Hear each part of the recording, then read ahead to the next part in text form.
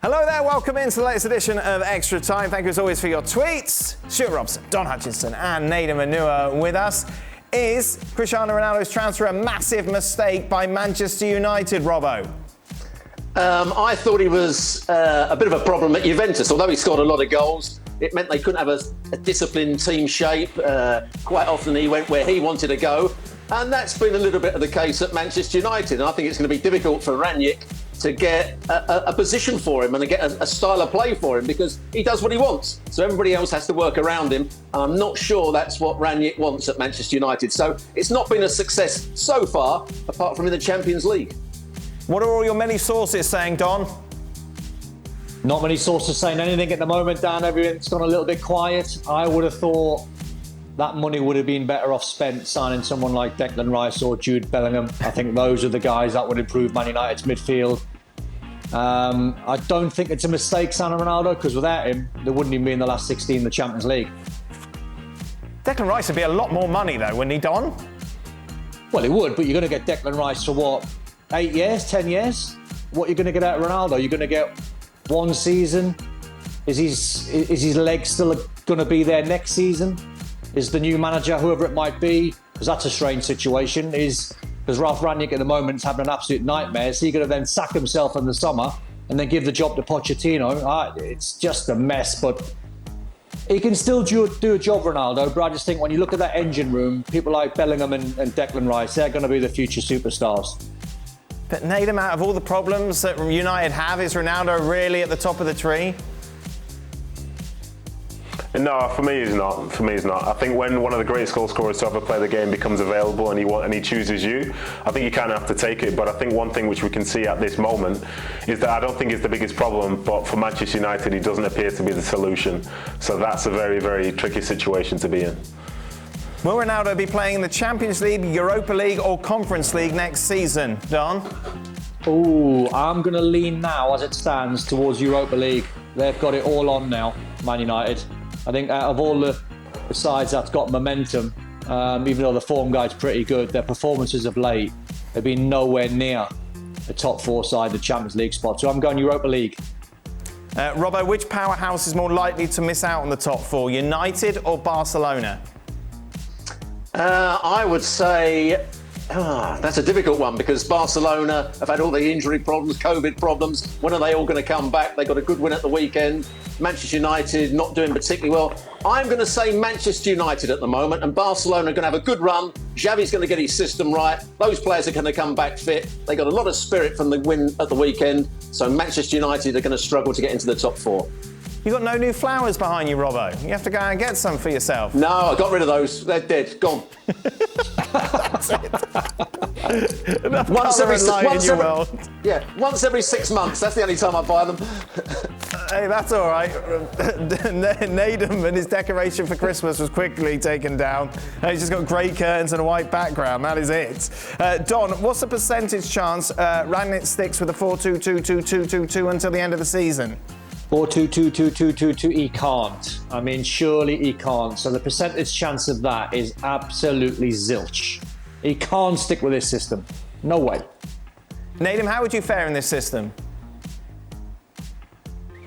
Well, I'd be playing in the back four, so I guess I'd be fine. So I think I've got no issues with that. That's not necessarily the case in the past. As far as Rangnick goes, you're gonna but yeah, with the twos and all that stuff, I think for Rangnick, if it's not working, I think he'll change it, because the fact of the matter is, for Manchester United this year, it feels clear that they have to finish in the top four. So if they're falling behind, something has to give. So it's easy as that. How would you be in a 4-2-2-2-2, Robbo?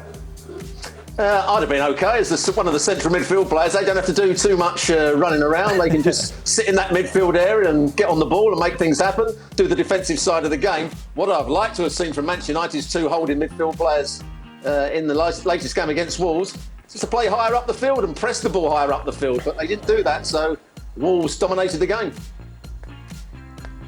For all of you, have you ever been in a team where even the players could admit the problem is not the gaffer, but the players? Who are you asking? That's for all of you, yes. So anyone who would like to chip in, or we could just sit in silence for a little while, awkwardly. Yes, I'll go first. I go first. Yeah, it's happened a few times. So I've been relegated twice with Queen's Park Rangers. Both times we were a disaster. But then there was one time in the Championship in particular. We were about mid-table and we were okay. But it was when Newcastle were in the Championship as well, and they were beating us like 4-5-0.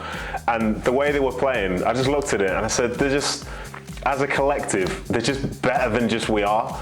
So it was couldn't blame the manager, couldn't blame the tactics. I just thought, yeah, that's Newcastle United in the Championship, unfortunately. The players were better. That was it. I'd go when I was at Arsenal early days. We had some very good players, half the England side, Scottish internationals, you name it. We had Vladimir Petric come from Yugoslavia, the best player in Yugoslavia. But we weren't particularly good. We came 6th or 7th. And there was a reason why, because there was cliques amongst the players. Some players didn't like other players. Other players moaned about other players in the team. It wasn't a nice atmosphere. It wasn't the manager's fault. It wasn't the coach's fault. It was us as a group of players that were at fault. What clique were you in, Robbo? Or were you on your own in your single child way? I was an only child, so I just kept myself to myself. That's it. That's it. Everybody had roommates, but I just slept by myself. That was all right. I bet, Robbo, I bet you were down the bottom of the bus, man. I bet you were right at the bottom. Are you saying at the back of the coach or right by the manager? Right by the manager, down the bottom of the coach. Yeah, when it was Cyril and Don Howe was right by the manager. Don't worry about that. No, was that clear? Obviously at school you never wanted to be anywhere near the front. Everyone had to be at the back. Is that the similar, like in the bus when you were playing, John? You always want to be at the back. Always. See, Don was a rebel. You know, if you ever look at the way he acts on the show, he's a rebel. He's aggressive. His he wants to have a go at everybody. Ways. Negative. Yeah. He wants to be at the back of the coach. That's it. Nedum, where did you sit? Some might say a maverick. Right, not many. Don't.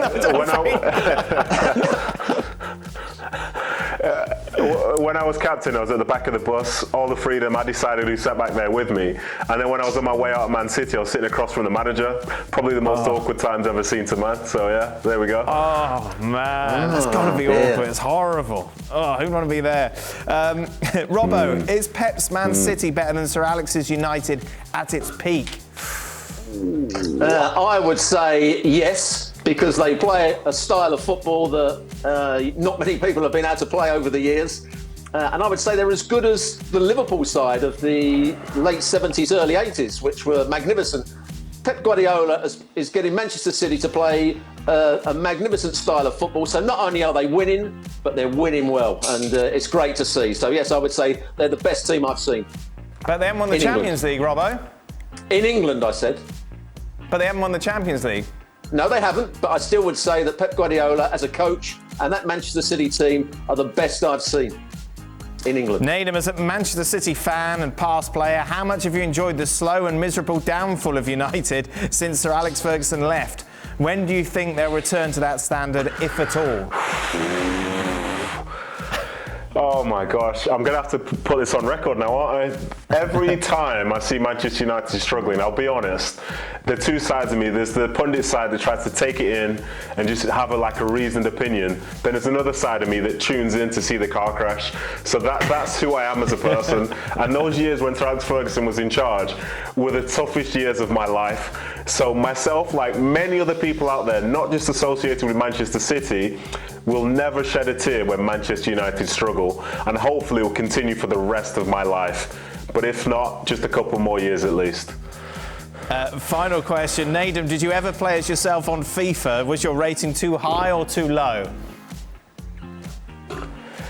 And do you know what? I never played as myself on FIFA, but people told me that they'd get me on FIFA because I was so fast. But what I did do was, when I was playing Championship Manager, that game back in the day, I would always select myself and put myself in the team. And that's when I knew I really made it. It wasn't playing in real life on a Saturday. It was playing on a video game from Monday through Friday. So yeah, I did all of that, and I was the greatest to ever do it. Championship Manager, you could waste days on that. Football Manager. Now, Robbo, what sort of feedback have you had from people with your FIFA commentary? I haven't seen very nice comments about you on Twitter. Well, you always listen to Twitter. Don't ever listen to Twitter, Dan. Well, I'm employed again to do it next year and maybe the year after. So there we are. That's all that matters, Dan. That's all that matters. Is it easier now because it's all on file? They can just chuck in the names, so you don't have to, you're not starting from scratch.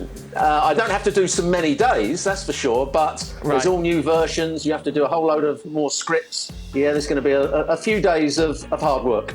How many hours do you reckon it took you? Well, I know exactly how many hours of doing the commentary, which was 41 times 5. So what's that? That's quite a lot. Wow, that's 205? Yeah, and probably the same amount doing the writing of the scripts. Wow, 410 hours. Probably, yeah. Wow, but you got paid by the hour almost, so you're loving life. Of course, yes, you know. Very It's a bit like this show, Dan. Just keep going, a bit like this show. Yeah, right. Yeah, just like this show. Don, were you a video gamer at all? I was, but I was more sort of Call of Duty and shoot 'em ups, that type of. I never They're got aggressive. There's that aggression again. Yeah, that aggressive. Maverick. There it is. Aggressive. Yeah, Maverick. I never got how you'd want to play football games. I never understood it. Like, why wouldn't you just want to get a ball and go in the garden or go against the garage or practice? It's no wonder he got sent off so. It's no wonder you got sent off so many times, Don. It's all that aggression. And I hardly played them, Stu. I hardly played them. But if I did, not it the would be football that game, the Tour of I just Duty or couldn't whatever it's get called. why Call you of want to Duty. play football games. Why do you want to play football games? Why? I don't. I'm talking about you and Call of Duty. That's where you get all your aggression from. You know that. You know, you need you to calm down and not have a go at the referee and things like that. That was me just breaking away from my team, being a Maverick again. Maverick. But so you never played any sports games, Don? No, not really. I mean, what was the one back in the day? The athlete one where you done what was that one? The Atari one back in the day where Daley Thompson's decathlon. That sort of thing. Wow, It's sporty. I just could never get. My mind could just never get why you'd want to try and play a football game where the effects are not real, where you can actually go and do the real thing. My mind just you should hear couldn't the get tuned into commentary these that. days. It's awful, Don. Hey, Don, just play it to listen to the commentary. It will send you to sleep. It will calm you down. You'll love it. All right, that is it. Thank you very much, guys. Speaking of sending you to sleep, we'll be back tomorrow for more of this. Reflect. What's happening tomorrow? There's something happening in there. Oh, Mark Clattenburg's here to take us through some of the big talking points from the weekend.